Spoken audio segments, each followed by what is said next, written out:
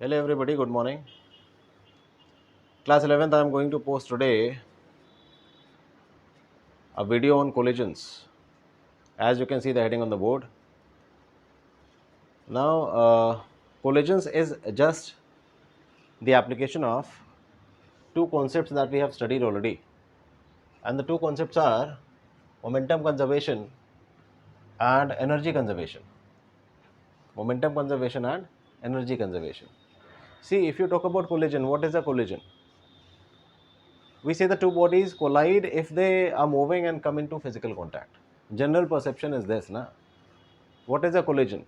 If two moving bodies come into physical contact, we say they have collided. But there are examples where the two bodies do not come into physical contact and still it's referred to as collision. Still it's referred to as collision. So exactly collision kya hai? Exactly collision means that if the path of one body is affected by another moving body, if the path of one body is affected by another moving body, then the bodies will be said to have collided. The physical contact may or may not be there. The physical contact may or may not be there. But there should be an alteration in the path of the two or more moving bodies. Then we say that the two bodies have collided. Now, what are the categories of collisions? Two broad categories that we study in class 11th. Two broad categories that we study in class 11th are perfectly elastic and perfectly inelastic collisions. You can also call them as elastic and inelastic collisions, ऐसे भी कह सकते हैं. But before I go to those categories, I'll tell you that each and every collision is actually characterized by a constant. So I'll introduce you to that constant first, and then we'll be talking about the categorization of collision. See, whenever two bodies collide, they are moving with some initial velocity. After collision, they acquire some final velocity, right? Means before collision, actually the two bodies are actually approaching each other. Collision से पहले the two bodies approach each other, and collision के बाद they separate out. Collision के बाद they separate out. The rate at which they separate out is said to be the rate of separation, and the rate at which they come closer is said to be the rate of approach, and the ratio of these two quantities is said to be the constant coefficient of restitution. Means the constant that I am talking about is actually denoted by small e, and this small e denotes coefficient of restitution, and this coefficient of restitution TUTION is defined as the relative velocity of separation naturally after collision between two bodies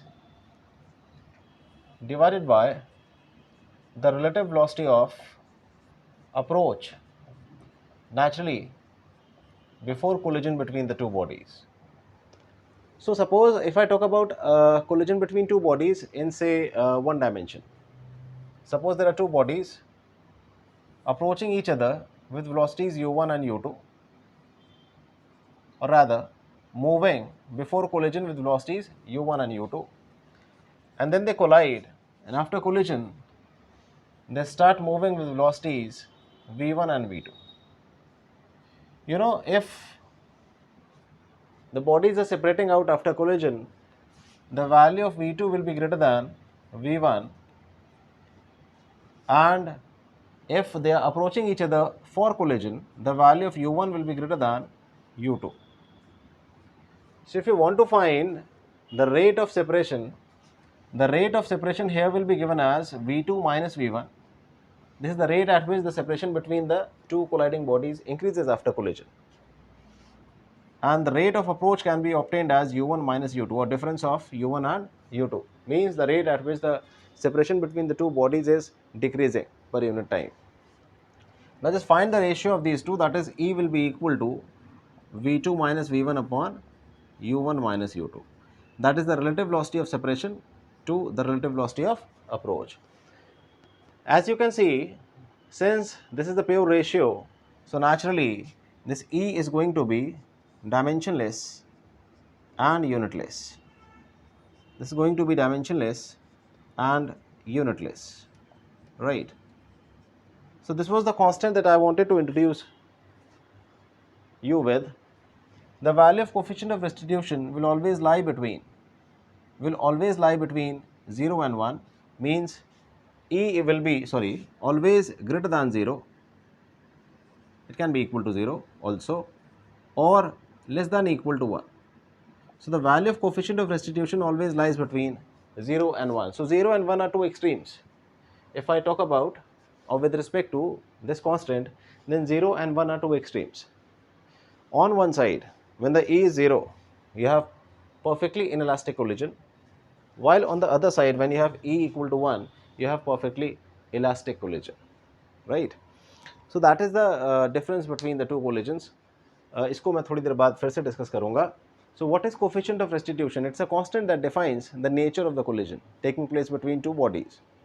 It is defined as the ratio of relative velocity of separation to the relative velocity of approach. For example, if I talk about two bodies approaching each other at the rate u1 minus u2 before collision, and after collision separating out at the rate v2 minus v1, then the value of E will be given as the ratio of v2 minus v1 to u1 minus u2. Again, the value of E will always lie between 0 and 1, right? So this was the introduction to this constant, which will define, or which will be used as a standard to differentiate between the types of collisions. Now, in this particular section, we'll be discussing about the types of collisions and their characteristics first. Students, for you, the collisions that are in your syllabus are two extreme categories, and the two extreme categories, as I told you, are perfectly elastic and perfectly inelastic collision. So collisions can be classified at your level into two categories. We call them as perfectly elastic or simply elastic. Elastic भी कह सकते हैं. And we call them as perfectly inelastic. These are two broad categories, ना? Or you call them as simply inelastic भी कह सकते हैं. What are the characteristics of a perfectly elastic collision? Number one, momentum is conserved. The first characteristic is that the momentum of the colliding bodies is conserved. Means the change in momentum delta P is 0. Number two, the kinetic energy of the system is conserved. Means there is no change in the total kinetic energy of the system, therefore delta Ke, that is change in kinetic energy, is again 0. And the last one, the value of coefficient of restitution E equals to 1. The value of coefficient of restitution E equals to 1. Why E equals to 1? That will prove later on. So these are basic three characteristics which signify, and all of them are satisfied. Remember that. ऐसा नहीं कि पहला हो गया, दूसरा नहीं, दूसरा हो गया, तीसरा नहीं. All of the three are satisfied, means no change of momentum, no loss of kinetic energy or gain of kinetic energy, and the value of E equals to 1.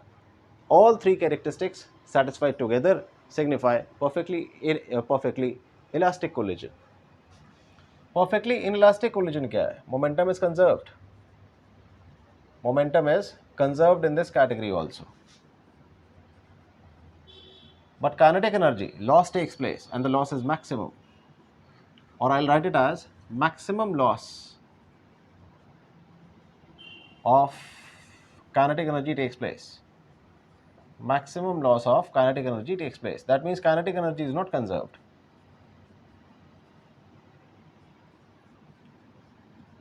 And the value of coefficient of restitution is minimum, that is E equals to 0. That is E equals to 0. So when all these three conditions are satisfied, what you get is known as perfectly inelastic collision. Now class, the collisions may be taking place in 1 dimension or 2 dimension or 3 dimensions.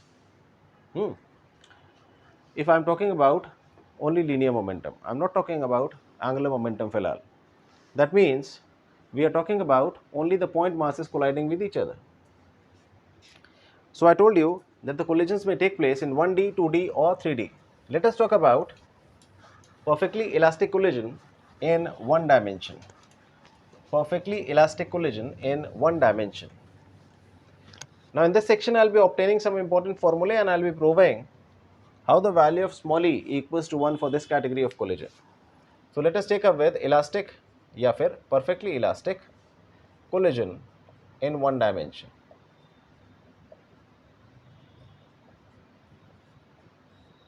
That means say all the bodies are moving before and after collision along x-axis or y-axis or z-axis. So let us talk about two states. Number one, a state before collision, and number two, a state after collision. See, what we are assuming is that there are two objects having masses m1 and m2, and they are moving with speeds u1 and u2 along positive x-axis. What happens is they collide among themselves naturally. If they collide, the value of u1, that is the body which is behind m2, will be having greater velocity. Hence u1 greater than u2. And what happens after collision? After collision, the two bodies separate out. The masses remain the same, but their velocities change as v1 and v2. Now since they are separating out or moving far away from each other, या उनके बीच में separation बढ़ रहा है, so the value of v2 will be greater than v1, means that this body will be moving faster and the body behind will be slower. Therefore, the separation will increase. So this is what assumption we have done. You can see we have taken two masses m1, m2, and all the velocities all along positive x-axis. Right? करना क्या है, कैसे prove करना है? See, थोड़ी देर पहले I told you the characteristic of elastic collisions. There were three characteristics. We'll utilize 1 and 2, property number 1 and 2 of elastic collision to prove the third one. तीसरा था E equal to 1, उसको prove करना है. पहला क्या था, मोमेंटम कंजर्व्ड, दूसरा था kinetic energy conserved.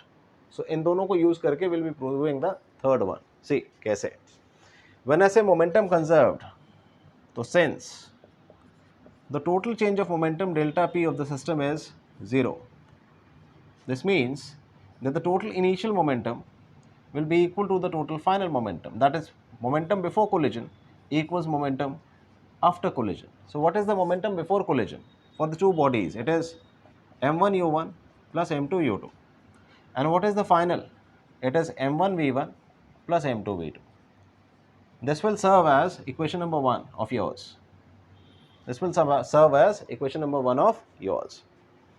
Also, we know that since the change in the kinetic energy is also 0, hence again we can say the total initial kinetic energy will be equal to the total final kinetic energy, or kinetic energy of the system before collision equals to the kinetic energy of the system after collision. So, half m1 u1 square plus half m2 u2 square is the kinetic energy before collision. And what is the kinetic energy after collision? The masses remain the same, velocities change as v1 v2. So kinetic energies will be half m1 v1 square plus half m2 v2 square. अब half अच्छा नहीं लग रहा है, common है, we can cancel it. Hence we are left with m1 u1 square plus m2 u2 square equal to m1 v1 square plus m2 v2 square. I'll modify this equation to get to further results, but filhal I told you to apply two properties that we have discussed for elastic collision and obtain two mathematical relations that you have done. इसके आगे क्या करना है? इसके आगे what you have to do is, we'll convert equation number 1 and 2 by carrying the terms of m1 on left side and m2 on right side. Means what I say is, I'll say from second equation I can say m1 u1 square minus m1 v1 square equals to m2 v2 square minus m2 u2 square, sorry. This means I have carried this term on the right side while I have carried m1 v1 square on the left side. If I do so, what I can do is I can take m1 common and write it as u1 square minus v1 square, and right side we can take m2 common, we can write v2 square minus u2 square. Relation number 3. Leave it here. Now modify the first equation in the similar manner. This was modification of second equation, right? Now let us modify the first equation. If I do that, you'll get it as m1 u1 minus m1 v1 equals to m2 v2 minus m2 u2. Fine. Again take m1 common on left side. So in the bracket we have u1 minus v1, and take m2 common on right side, it is v2 minus u2 on the right side. Expression number 4. Done. Now let us divide these two relations. If we do that, on the left hand side m1 will cancel, on the right hand side m2 will cancel, and let's see what we get further. Let's see what we get further. So if I divide relation number 3 by relation number 4, on the left side m1 will cancel, will get u1 square minus v1 square divided by u1 minus v1. On the right side v2 square minus u2 square upon v2 minus u2. This is what a square minus b square, na? Therefore we can write u1 minus v1 into u1 plus v1 divided by u1 minus v1. Same on the right side, a square minus b square apply करिए तो v2 minus u2 v2 plus u2 divided by v2 minus u2. Now a minus b term will cancel. Now we'll carry initial terms on one side, that is u1 minus u2 equals to v2 minus v1 we can write, na? Or we can say 1 equals to v2 minus v1 upon u1 minus u2. You can see the numerator is relative velocity of separation. This is E because in the numerator we have relative velocity of separation, and in the denominator we have relative velocity of approach. We have relative velocity of approach. Hence it is proved that in a perfectly elastic collision, the value of coefficient of restitution is equal to 1. The value of coefficient of restitution is equal to 1. लेंदी है ना? है, but अभी खत्म थोड़ी हुआ है. It's not over yet. अब क्या बचा है? E equal to 1 तो प्रूव हो गया. Yes, E equal to 1 prove हो गया, but still we have to prove one thing, or we have to find one thing, and that is what are the velocities v1 v2 after collision of the two bodies. ठीक है, उसमें क्या करना है? So I'm removing this now, and I'll be writing only those relations which are relevant on the board. So the relevant relations are, my equation number 1 जो हमने लिखी थी, that was m1 u1, if you remember, नहीं याद है थोड़ा सा video पीछे लीजिए, रिवाइंड करिए, देख लीजिए. m2 u2 equals to m1 v1 plus m2 v2. This was the first equation that we had developed, na? And the new one that we have obtained here, this one, v2 minus v1 upon u1 minus u2 equals to 1. Therefore v2 minus v1 equals to u1 minus u2. So I'm taking this as fifth relation. So I'll be using 1 and 5. I'll be using 1 and 5 applying the substitution method to solve for v1 v2. मतलब ये है कि equation number 5 या last वाली equation से मैं एक बार v1 निकालूंगा, उसको फर्स्ट इक्वेशन में पुट करूंगा तो मुझे v2 मिलेगा, एंड वाइस वर्सा. ठीक है, तो it's going to be a lengthy process. मैं आपके लिए कर देता हूं, वीडियो लेंदी ना हो. मैं क्या करने जा रहा हूं देख लीजिएगा. From fifth relation I'll say v2 equals to v1 plus u1 minus u2. Now I'll put this v2 in first and solve. I'll get v1. ठीक है, कैसे बताते हैं. So class 11th, you can see I've done it for you. What I did was, I told you na, I'm finding v2 from equation number 5. I found it. I carried v1 on the right side, it became positive. Then I substituted this value of v2 in the first equation. Here it is, m2 v2, you can see the value of v2 here. Then solve it, you'll get the formula for v1. Be careful while simplifying this. So V1 is obtained as difference of masses upon sum of masses into initial velocity of first body plus 2 into momentum of second body divided by the sum of the masses. Now once V1 is obtained, what you can do is you can put V1 here itself and you can obtain V2. You can put V1 in the first equation, you can obtain V2. या फिर from the same equation, that is equation number 5, we can find V1 and put it in the first equation and solve again. Choice आपकी है. There are 3 methods. What I am going to do is I am going to substitute the value of this V1 back in the fifth equation and solve it for V2. ठीक है? So what I am going to do is I am going to remove my equation number 1, no longer required. Equation number 5 is required. The rest of the things I'll remove. Then I'll say that we are going to put this, or rather I'll write it here, put, थोड़ा ऊपर हो गया, V1 in equation number 5. आप कैसे भी कर सकते हैं, मैंने जैसे बताया 3 मेथड्स हैं, तीनों में से किसी भी इक्वेशन में आप इसको पुट करके सॉल्व कर सकते हैं.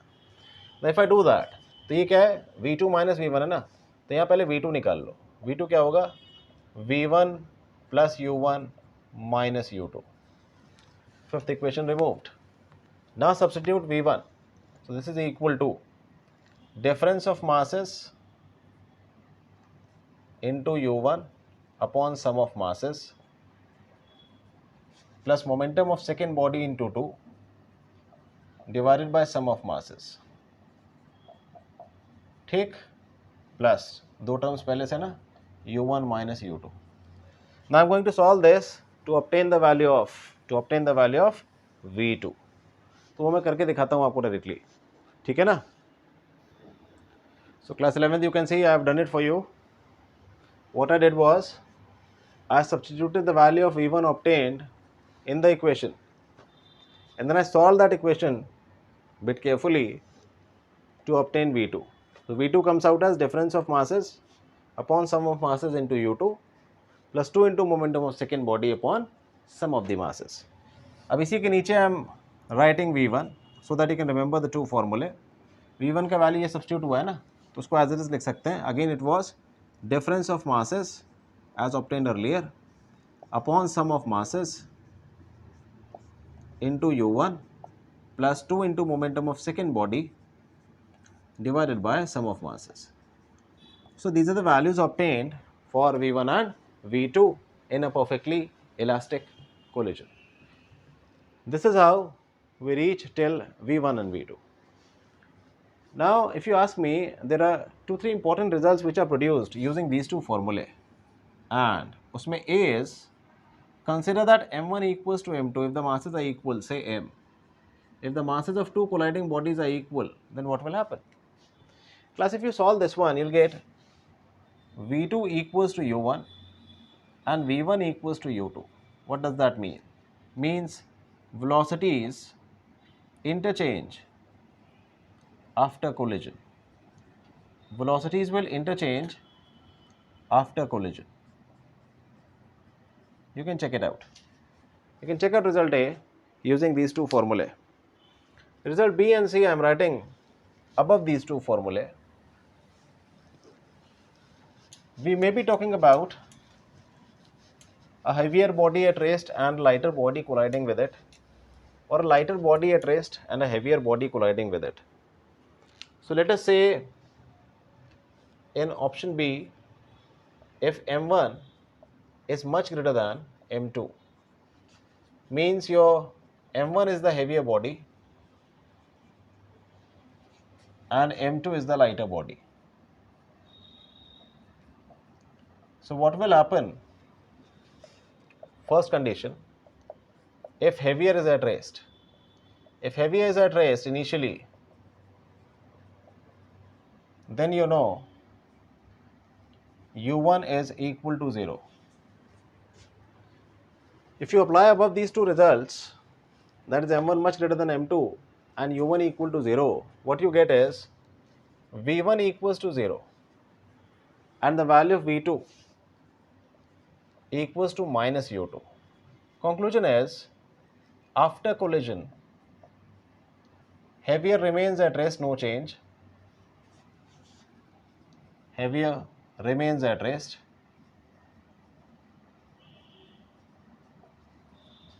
while the lighter body will rebound. The lighter will rebound. What will happen if I take an opposite case? Number 2. If lighter is at rest, what will happen?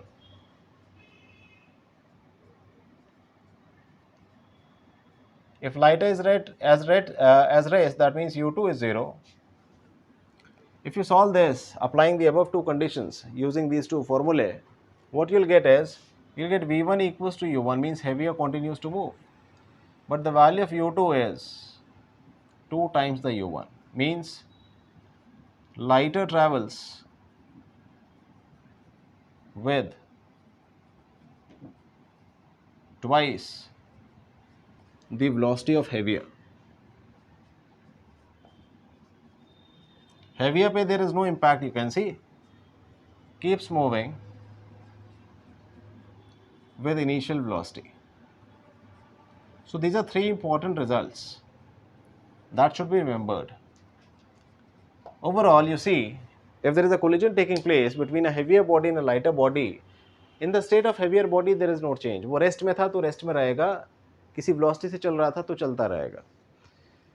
The velocity that changes after collision is only for the lighter body, and for the lighter body, in one case, it will rebound from the heavier body if heavier body is at rest.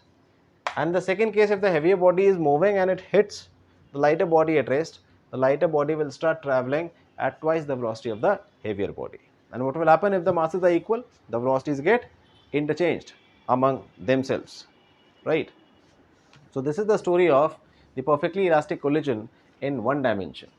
The collision can take place in 2 dimensions also. If the collision is taking place in 2 dimensions, what you have to do is, कुछ नहीं करना है, जो यहाँ किया एक axis पे वही वहाँ करो 2 एक्सिस पे and solve. ठीक है ना? I am coming to the last category of collision at your level, and that is perfectly inelastic collision. ये क्या है? Perfectly inelastic collision में the two bodies after collision stick together and move with a common velocity. So what if I talk about a perfectly inelastic collision? If I represent this one through a diagram, then things will be like, one of the objects m1 moving with velocity u1 collides with another body m2 moving with velocity u2, and after collision what happens is, the two bodies stick together forming a common mass m1 m2 moving with a common velocity v. It's very easy if you want to find v. Momentum तो conserved है ना, go to the properties that I told you. Momentum conserved है, तो because change of momentum is 0, therefore initial momentum total is equal to total final momentum. Now if you equate these two, initial momentum m1 u1 plus m2 u2, final is m1 plus m2 total mass into velocity v. You can find v from here, that is sum of momentum of first and second divided by the total mass of the system, that is m1 plus m2. Got it? First relation. So using this relation you can find the common velocity with which the particles will move, or the total mass of the system will move. Now if someone says find the loss of kinetic energy, so loss means we have to solve it as kinetic initial जो ज़्यादा है minus final kinetic energy, correct?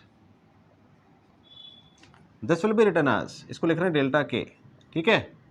Initial half m1 u1 square plus half m2 u2 square, and what is final? Final is half total mass m1 plus m2 into v square.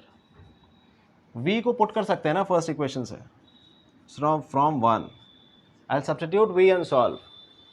अब solution थोड़ा सा simplification थोड़ा सा patience require करता है. You have to be very patient while solving it so that simplification does not go wrong. I will do it for you and show you. तो class 11 देखिए, जैसे ही I substitute the value of v square from the first equation, it will be numerator square upon denominator square. Correct? Half has been taken common from across all the three terms. So denominator square means m1 plus m2 whole square. One of the terms m1 plus m2 will cancel with the numerator or the previous term which was already present. Correct? Now this is a plus b whole square. I'll be squaring it. I'll be taking the LCM and solving it. दिखाता हूँ फिर उसके बाद ये क्या आएगा. I'll show you. Class 11th, as you can see, I've done it for you. This was the point where I had substituted the value of v square. Now once I substitute v square, you see one of the m1 plus m2 cancels with the numerator, and then I have to take the LCM with m1 plus m2. Once I take LCM, I get 4 terms. Then I've expanded this a plus b whole square, that is a square plus b square a square plus b square plus 2ab. A square plus b square plus 2ab, right? Now once that is done, I can remove this particular portion, it is not required. Iske baad what I have done is, I have opened this bracket. All the 3 terms are positive. Upon opening the bracket, all the 3 terms, first, second and third, will come out as negative. And when they come out as negative, the whole square terms, that is m1 u1 square, m1 square u1 square, m2 square u2 square, they cancel out. In the remaining terms, we are left with common m1, m2 has been taken outside. Inside the bracket, you are left with a square plus b square minus 2ab. That is a minus b whole square. So the final loss of kinetic energy formula in a perfectly inelastic collision comes out as m1 m2 upon 2 m1 plus m2 bracket u1 minus u2 whole square. Since all the terms used in this formula are positive, hence you know this is greater than 0. Means there is finite loss of kinetic energy when the collision is taking place, and this particular kinetic energy loss is actually maximum. So that's all with collisions. This is what you have to do if the collisions are taking place in 2 dimensions even. You have to apply the conservation principle for momentum. You have to apply the conservation principle for kinetic energy on both the axes if it's an elastic collision.